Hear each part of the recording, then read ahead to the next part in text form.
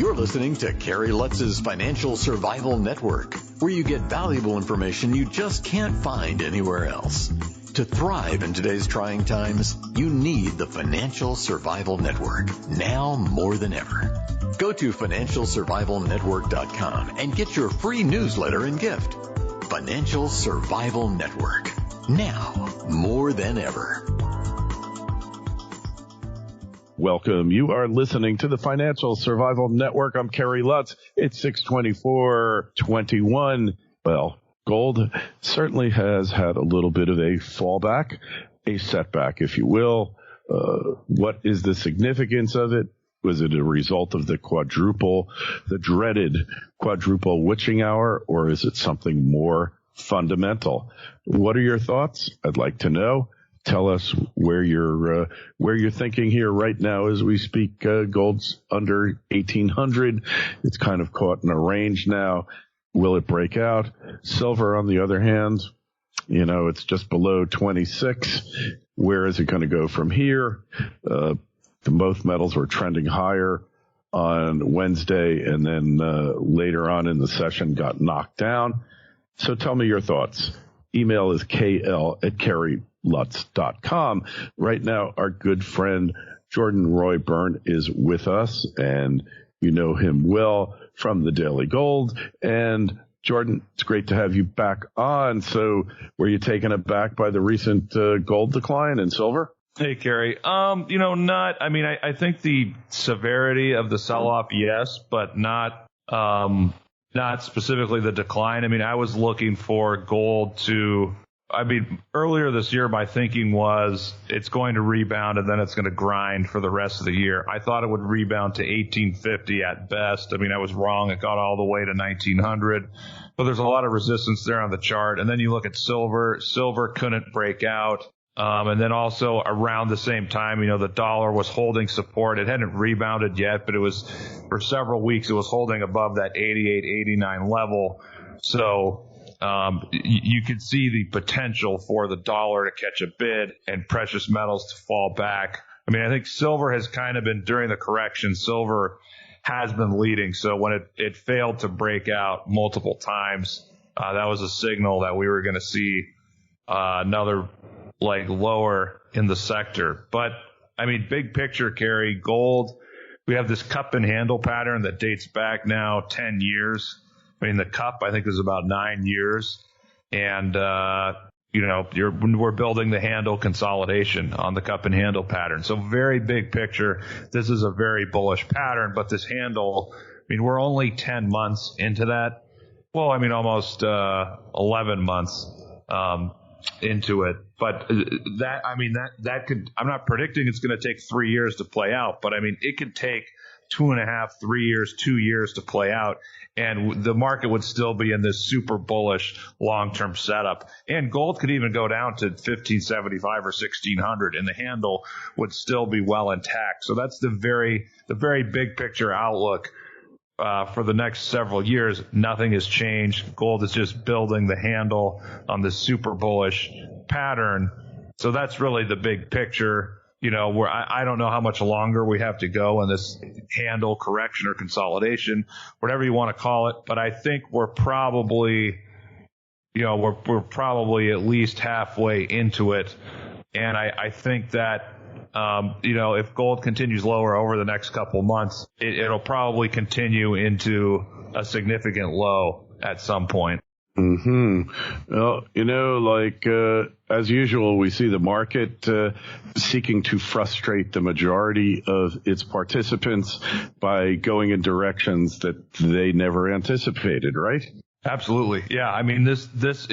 It has to be really frustrating because one thing that's frustrating is if you look at, there was a consolidation 2004 to 2005 and several other consolidations where even though gold it consolidated for over a year, even though it didn't break out, it was holding closer to the highs. So this correction, historically, I've tried to find something that's similar, and I really haven't been able to do so. I've had to piece together. I've had to take 5 or 6 historical corrections and kind of put them together for an average. And this correction is kind of not perfectly, but it's kind of mirrored that. But so that's what's made it difficult, is that there hasn't been like a perfect or decent or good comparison to this specific correction. Like I said, I mean, in the past, you've had bullish consolidations that have lasted months and months, but this has been different. I mean, it's 10 months in. It doesn't look like it's going to end in a couple months. So it's definitely, like I said, I mean, this could last for another year, 6 months, 9 months. I don't know. That's got to be really frustrating for people. And even though you look at the big picture and gold is set up to make a massive move higher in the next couple of years. So even given that outlook, that probability, in my opinion, that what we're going through now is still very frustrating. That's for sure. But if we go back to March of, I guess it was 2020, and we had that massive collapse in gold and silver, and then it immediately rebounded back. Is there anything to say that this isn't going to be similar? Well, I mean, that was similar to the 2008 collapse and rebound. But what happened after we had that huge move higher at the end of 2008 and early 2009, precious metals then consolidated. They corrected. I think gold corrected for about 6 months or so, but the sector was holding the gains pretty well. I mean, we've held the gains decently, but definitely not as well as we did in the middle of 2009. So yeah, there's just not there's not a good comparison. I mean, I did see one analyst, Bob Hoye, and his chart guy. I mean, earlier this year, he was looking at, severe declines in gold and saying gold was following those declines. However, but if it would rally above 1770, it would invalidate all that. So, I mean, gold did rally well above that point, but now it's selling off again. So, it's frustrating in the sense that there really isn't a good individual comparison to what it's doing now. Yeah, and the future is always uncertain, as a wise man once said. All right, so let's look at cryptos. So gold and silver haven't declined anywhere near what the crypto market has. I mean, we've seen a 50% pullback, and it's making lower highs and lower lows. Seems like cryptos are really in a decline here. So maybe precious metals aren't so bad after all. Yeah, I mean, I've done a few videos on crypto in the last couple of months, and Bitcoin, as you know, it was completing this really bearish looking top, and you don't know for certain if it's going to break below or continue higher, but it did break. I mean, just anecdotally, the sentiment, the Bitcoin conference you were talking about is in Miami. I mean, there's some interesting videos of the characters coming out of that. Then you had celebrities touting, Mark Cuban, Tom Brady, touting these altcoins that were going crazy. I mean, this was just reminiscent of the .com bust. I mean, it was just, these things were just screaming sell. Now, with that being said, as far as Bitcoin, I think it could be where gold was in 2013, maybe early 2013. I don't want to say it's completely dead, but I think it's going to be dead money for at least 2, 3, maybe 4 years. But the good thing for us gold bugs and precious metals guys is I think people are going to realize Bitcoin is not a substitute for gold and precious metals. And if you look at, or that Bitcoin, would replace gold as a currency. I mean, if you look at when Bitcoin has performed the best, Kerry, let's go back, 2013, 2017, 2020 to 2021. These are three, when Bitcoin was performing the best, that's when the stock market was ripping higher. So Bitcoin, I used to think, this is kind of it's a combination of a currency and a tech stock, but no, it's really 100% a tech stock. That's how it's been acting. And it's also been, it would kind of perform Bitcoin would really move a year or two after gold did. Like I said, gold moved huge 2010, 2011, then Bitcoin, I think in 2013, that was a couple years later. Gold had the huge move in 2016, then Bitcoin in 2017. Gold had the huge rebound in after the spring of 2020, and then Bitcoin, I can't recall when it broke out, maybe 6 months or 9 months after that. So Bitcoin has kind of been lagging gold historically. So, but I think crypto, it's going to be dead for a while now, and that hopefully will help gold to some degree. Gold in its correction right now is it's not going to be impacted or hurt by the weakness in crypto. Yeah, no doubt. The thing that was interesting is that Bitcoin became worth over $1 trillion. I think it was $2 trillion. The whole crypto market became worth $2 trillion. It was worth more than the entire amount of currency in circulation, U.S. currency. And that was, again, there were so many signs. There were more red flags for cryptos than a May Day parade in China. Don't just survive, thrive. The Financial Survival Network. Arcana Corporation is on the verge of bringing the world's highest grade silver mine into production. The Revenue Virginius mine in Colorado has proven improbable silver reserves grading nearly 37 ounces per ton silver with an all-in sustaining production cost of only US $8 per ounce of silver. The mine is fully permitted with infrastructure already in place, and the company has announced they plan to commence production in 2020. Achieving successful production usually results in a significant upward share price re-rating on the Lassonde curve. Arcana trades under the ticker AUN in Toronto and AUNFF in New York. To learn more, go to arcana.com. That's AURCANA.com. This is the Financial Survival Network. The information you need to thrive now more than ever. Yeah, you're absolutely right about that. Remember these, well, they still have them on Twitter, but these people with the laser eyes in their profile, that was that's the sell signal. Yeah, they were more like, what do you call those characters, those non-playable characters as NPCs? That's what the crypto crowd turned into. And they got really nasty when you say that Bitcoin looks like it's trending, looks like it's peaking, it's probably going to go lower. And they say, you just don't understand cryptos. I'm sure you got those kind of flames yourself, right? Yeah, even in recent days. I saw, not to throw barbs at Kitco, but they had some guy on who had, I don't know if he's a technical analyst, but they had a chart and he was claiming it was going to go to 80. It could go to 80,000 this year. I'm thinking, okay, basic technical analysis. This thing has completed a massive top. We were talking about all the sentiment signs were there. There's no logical reason why there's no reason whatsoever why this could go to 80,000 this year. It's just totally ridiculous. I can't believe Kitco would even interview someone like that. It's just completely ridiculous.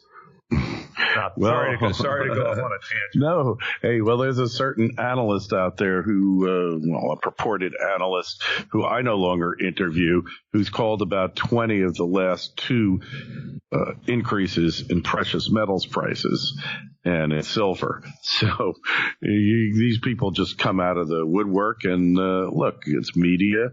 You want eyeballs, you want clicks, and with that kind of statement, you're going to get it. And maybe at 65,000, it was a lot more likely. But right now, at trading half that, you just don't know because the sentiment could change. Can you tie this into what's happened with these meme stocks like the GameStops, AMCs, Koss Corporation? Do you see a correlation between it?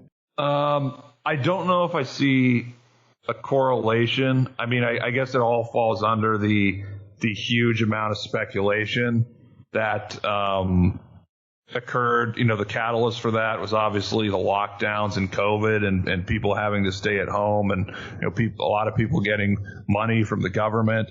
I think that ties in with all the speculation in crypto. But I just want to go back for a second and because you mentioned. We're talking about these ridiculous calls. It just, for the listeners, it's just something you have to understand. A lot of these people, that's their brand. These people who are always bearish on gold or they're always calling for the dollar to rally or we're going to have a massive collapse. That's their brand. That's how they make money. People who are saying silver is going to go to 5,000 and, gold's going to go to 25,000. that's their brand. Like, that's how they make money. Like, that's how they get known. Like, there's no analysis behind any of that. And, it's the same thing if I said, Bitcoin's going to go to zero. I mean, that's like, I don't think it's going to go to zero, but that if you hear people saying that, like, that would be their brand is just to crap all over crypto and Bitcoin, basically. So I guess, I love studying market psychology, sentiment, and marketing. And so branding is something I'm learning about. And that's, and I'm fascinated by that. And then you can just see it in the business that we're in the industry of, pundits making these predictions. First of all, predictions are kind of ridiculous. I mean, you have to focus on probabilities.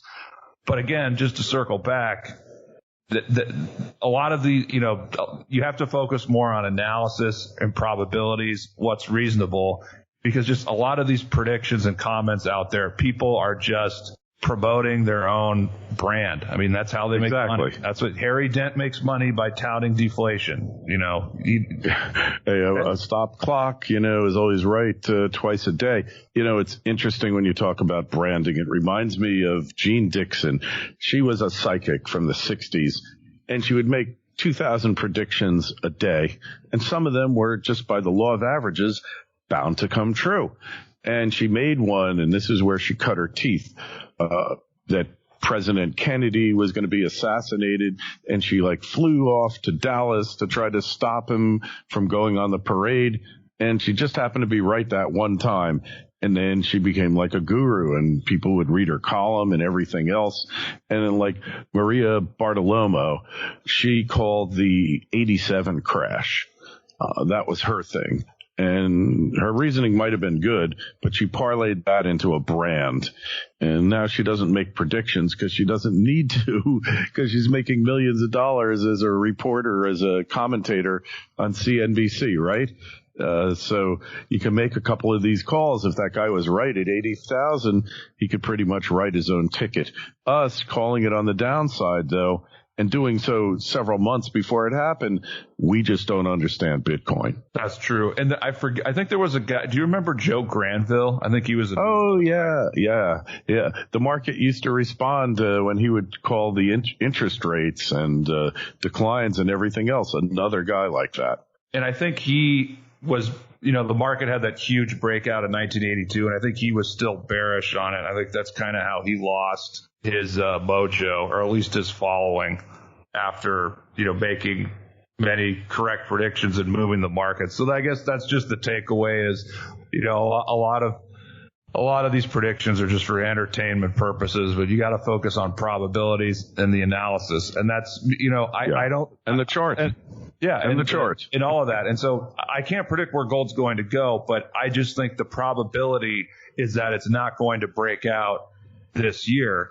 However, taking the bird's eye view and stepping back, this is a super bullish cup and handle pattern. The probability is in 2, 3, 4 years, it's going to be substantially higher, $3,000, maybe $4,000. But I'm not predicting that's going to happen in 6 months or 12 months or 2 years. It's just, as far as I see the probability. I could be wrong about it, but I mean, that's just I know it sounds like a prediction, but everything I'm looking at, I think that's the probability. And it's the same thing for silver. I see silver moving a lot higher. I mean, silver could go down to 22, Kerry, and it would still be in a very bullish consolidation. I mean, that sounds horrible to the silver bugs, but silver has been holding the majority of that huge move it made last year. I mean, this is a bullish consolidation in silver as long as it holds above 22. So it has a lot of room to fall and still be okay. And so when we, as investors, when we settle back, we kind of focus on things like this that are supported by at least some facts and some probability, you're going to be better off. Try and avoid following the people who are saying, silver is going to go to 5 or silver is going to go to 5,000. That's not going to help you make money. Agreed. There's a saying in Wall Street, you can predict the price of something, or you can predict the time. But when you do both, that's when it's the most dangerous. So best we could do is an educated guess. And of course, there's plenty of plenty of room to be wrong on the downside and the upside. We can make a guess. But one thing you know, all right, maybe you can't guess when something is going to go up, how high it's going to go, but tops are they're just a lot easier when you see that parabolic move, just like copper. Copper hit all-time highs. Now it's pulled back because it was getting to be a parabolic move. When you see that parabolic chart, you just know exactly what's going to happen, and it's easier to guess. But when something is in a trendless kind of sideways channel, that's when it's most difficult to guess when and what the price is going to be. And I think we'll leave it at that. So just tell us where to find you and how to subscribe to the Daily Gold, okay? You can find me at thedailygold.com. I give away a lot of free info, so get on my email list there. And there should be a link to the premium. I think it's in the upper right of the menu. That's how you can subscribe. All right. Hey, well, there's a link to it in the show notes to this interview on financialsurvivalnetwork.com. Make sure that you sign up for our free newsletter. Got one coming out as soon as I get back home next Monday, I promise. And send me your emails. If you got a question for Jordan, just send it to kl@kerrylutz.com. We'll forward it off to him. Jordan, always a pleasure. Thanks so much for stopping by. Thank you, Kerry. It was a real pleasure to be on with you today. Thanks for listening to Kerry Lutz's Financial Survival Network, your solution to today's trying times. For the latest, go to financialsurvivalnetwork.com. Financial Survival Network, now more than ever.